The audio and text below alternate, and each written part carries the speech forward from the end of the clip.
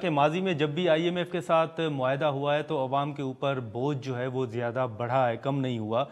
ये हमेशा तनकीद भी होती है। तो अभी भी आपको लगता है कि आईएमएफ की तरफ अगर ये मामला जाता भी है, आप दोबारा मुज़ाकरात शुरू करते हैं, तो फिर आप समझते हैं कि अवाम के ऊपर कोई 2024 में भी बोझ बढ़ेगा या कोई कमी की आपको उम्मीद है?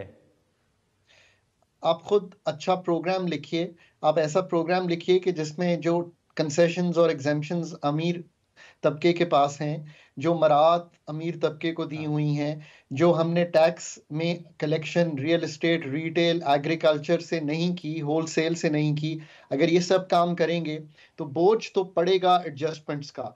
पर बोझ किसने बर्दाश्त करना है, इस दफा ये तय कर लेते हैं कि वो बोझ जो है वो उस तबके ने बर्दाश्त करना है, उस 5% ने जो सख्त रखता हो, और 95% को शील्ड हुँ। भी करें और बेनज़ीर इनकम सपोर्ट प्रोग्राम कहें उसको, उसके ज़रिए से बहुत हम टारगेटेड सब्सिडी दे सकें।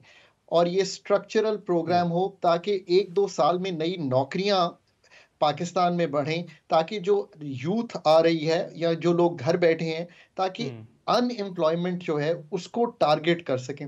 याद हुँ, रखिए कि लोगों हुँ, तक पैसे पहुंचाना is an income support, Nadir.